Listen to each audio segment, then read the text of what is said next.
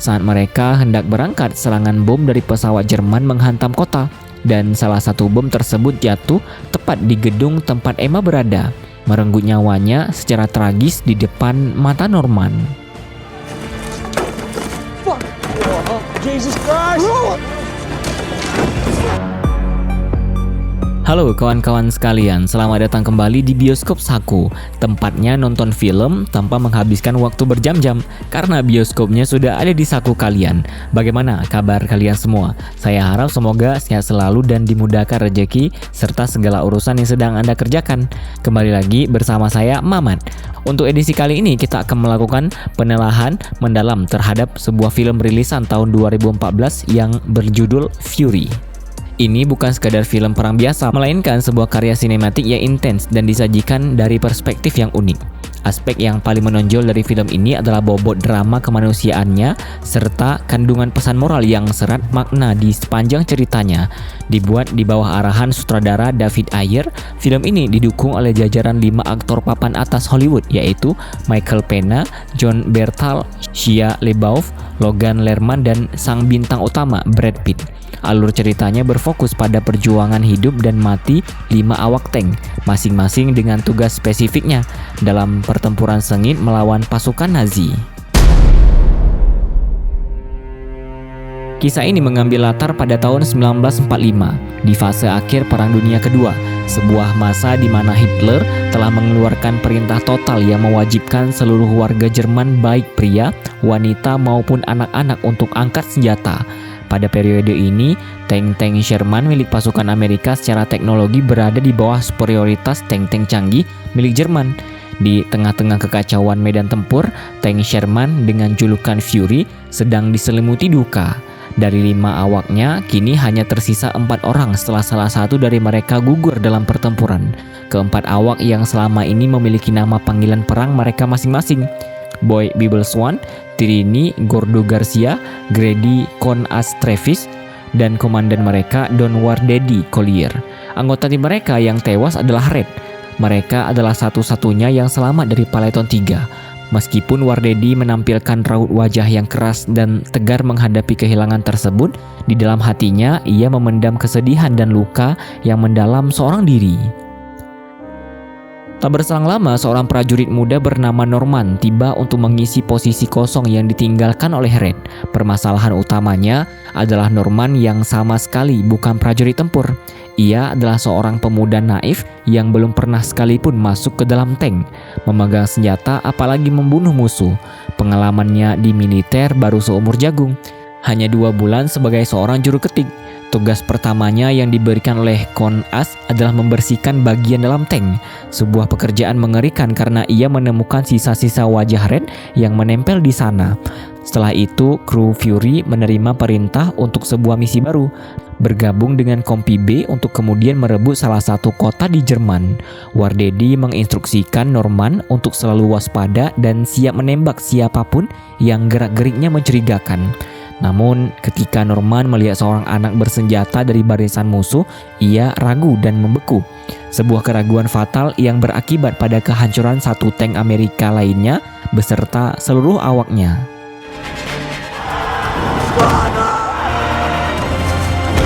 Setibanya di posisi Kompi B, Wardedi bertemu dengan kapten yang memberinya tugas untuk memimpin misi penyelamatan satu paleton yang terperangkap di sebuah ladang terbuka. Posisi mereka terkunci oleh tembakan gencar dari senjata anti-tank Jerman yang telah menelan banyak korban jiwa dari pihak Amerika. Dengan kekuatan terbatas, hanya 4 tank dan sejumlah kecil pasukan infanteri, mereka maju ke medan pertempuran. Awak tank Fury beroperasi sebagai sebuah unit yang padu, di mana setiap orang memiliki peran vital. Gordo mengemudikan tank, Con-As bertugas mengisi amunisi meriam, Bible menjadi penembak meriam utama, Norman mengoperasikan sanapan mesin, sementara Wardedi memegang komando dan merancang taktik pertempuran. Saat pertempuran berkecamuk, Norman diperintahkan untuk menembak tentara Nazi yang sudah terluka untuk memastikan mereka tidak lagi menjadi ancaman. Namun Norman mendapati dirinya lumpuh, tidak sanggup menarik pelatuk melawan musuh yang sudah tak berdaya. Setelah berhasil menghancurkan posisi anti-tank musuh, kru Fury mulai menyisir area untuk menghabisi sisa-sisa pasukan Nazi. Ketika mereka menemukan satu prajurit musuh yang masih hidup dan menyerah, Wardedi memaksa Norman untuk mengeksekusinya. Di bawah todongan senjata Wardedi, Norman akhirnya menarik pelatuk. Do it, Norman. Sebuah tindakan yang menandai titik baliknya. Momen itu menjadi pelajaran brutal tentang hukum rimba di medan perang, membunuh atau dibunuh. Kejadian ini mengguncang batin keduanya. Norman mulai memahami bahwa idealisme dan rasa takut tidak memiliki tempat dalam perang. Sementara Wardedi terlihat menahan air mata, menunjukkan bahwa sisi kemanusiaannya terusik setelah memaksa seorang pemuda melakukan pembunuhan pertamanya. Terungkap bahwa kru Fury adalah unit yang sangat solid dan telah bersama sejak lama. Sebuah ikatan yang terjalin berkat kepemimpinan Wardedi yang tangguh sekaligus peduli.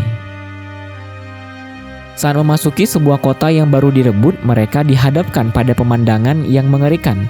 Banyak warga sipil Jerman, termasuk anak-anak yang digantung oleh pasukan elit Waffen SS karena menolak untuk ikut berperang.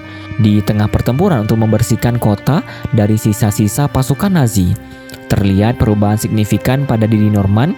Ia kini menembaki musuh dengan sigap dan tanpa keraguan.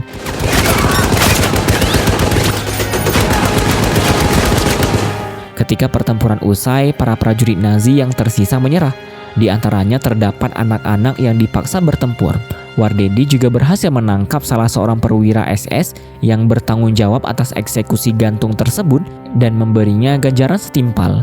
Setelah kota berhasil diamankan, para kru beristirahat. Wardedi menghampiri Norman untuk memastikan kondisinya, dan Norman menjawab bahwa ia kini justru menikmati pertempuran.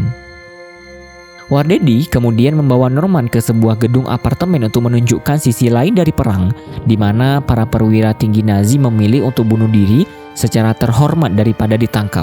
Di sana Wardedi berbagi pandangannya kepada Norman. Ideologi itu damai, tapi sejarah itu kejam. Sebuah kalimat yang semakin menguatkan mental Norman. Perhatian mereka kemudian teralihkan oleh dua wanita Jerman yang bersembunyi di salah satu unit apartemen. Salah satunya adalah seorang gadis muda bernama Emma. Berbeda dengan perilaku kasar Gordo dan Kunas, Wardedi justru menunjukkan sisi belas kasihannya dengan memberikan mereka makanan dan rokok. Emma yang awalnya ketakutan mulai merasa nyaman setelah melihat Norman memainkan sebuah lagu di piano. Sebuah momen ketenangan singkat di tengah kehancuran. Melihat interaksi tersebut, Wardedi mendorong Norman dan Emma untuk menikmati momen kebersamaan mereka selagi masih ada kesempatan. Meskipun terhalang oleh perbedaan bahasa, semua ikatan tulus terjalin antara Norman yang sopan dan Emma yang terpesona olehnya. Suasana damai itu seketika buyar ketika Gordo dan Kunas yang barbar masuk dan mengganggu mereka. Momen tersebut berlanjut menjadi sebuah makan malam yang canggung dan tegang yang dipimpin dalam doa oleh Bible. Mereka kemudian menerima panggilan untuk misi berikutnya, mempertahankan sebuah persimpangan jalan vital yang akan dilewati oleh pasukan besar Jerman. Saat mereka hendak berangkat, serangan bom dari pesawat Jerman menghantam kota, dan salah satu bom tersebut jatuh tepat di gedung tempat Emma berada, merenggut nyawanya secara tragis di depan mata Norman. Fuck! Oh, Jesus Christ! Sambil mencoba menenangkan Norman yang hancur, Wardedi merefleksikan perjalanannya yang panjang dan penuh darah dari Afrika, Prancis, Belgia hingga kini di tanah Jerman sendiri. Ia menyadari bahwa akhir perang sudah dekat, namun jalan menuju titik tersebut masih akan dipenuhi oleh kematian.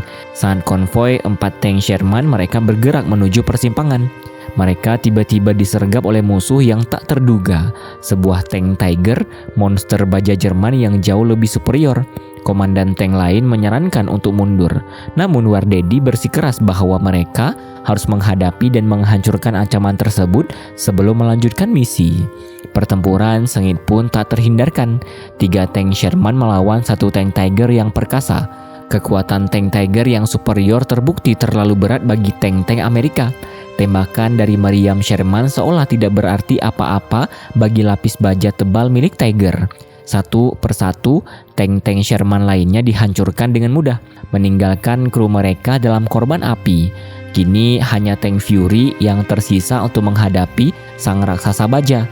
Dengan keadaan genting, Wardedi mengandalkan taktik dan pengalaman superiornya. Ia memerintahkan Gordo untuk melakukan manuver beresiko, memutari tank Tiger untuk bisa menembak bagian belakangnya yang memiliki lapisan baja paling tipis. Strategi tersebut pun berhasil. Tembakan tepat di titik lemahnya akhirnya melumpuhkan tank Tiger.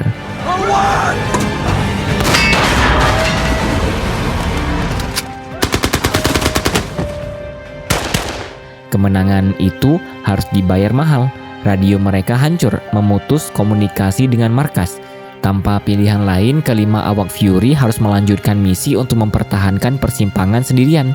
Namun setibanya di lokasi, tank mereka menginjak ranjau darat yang merusak rodanya dan membuat mereka terjebak di sana.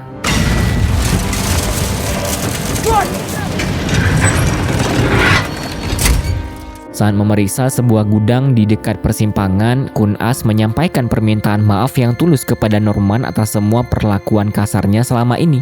Sebuah momen rekonsiliasi singkat sebelum malapetaka datang. Sementara kru lain berusaha memperbaiki tank, Wardedi menugaskan Norman untuk memanjat ke atas bukit dan mengawasi pergerakan musuh. Dari posisinya, Norman mendengar nyanyian sayup-sayup yang semakin lama semakin jelas. Dan kemudian ia menyaksikan pemandangan yang membuatnya ngeri. Sebuah batalion Waffen SS Jerman yang diperkirakan berjumlah 200 hingga 300 prajurit sedang berbaris lurus menuju posisi mereka. Mengetahui bahwa mereka akan menghadapi kekuatan musuh yang luar biasa, secara rasional pilihan satu-satunya adalah melarikan diri. Awalnya itulah yang ingin dilakukan oleh sebagian besar kru.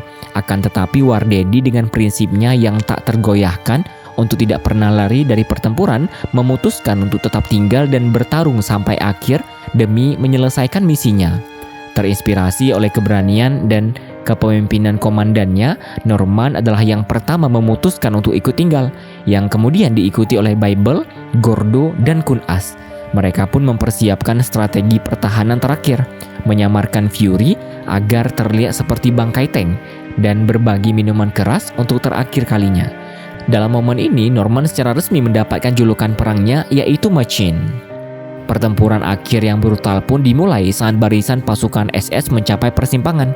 Kru Fury memberikan perlawanan sengit, namun jumlah musuh terlalu banyak. Saat kehabisan amunisi senapan mesin, Wardedi terpaksa melempar granat asap sebagai perlindungan. Satu persatu, para pahlawan itu gugur.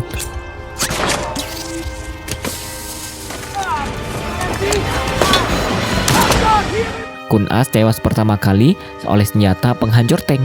Gordo yang terluka parah akibat ledakan granat di dalam tank yang mengorbankan dirinya. Bible yang mencoba bertarung di luar tewas tertembak saat akan melempar granat.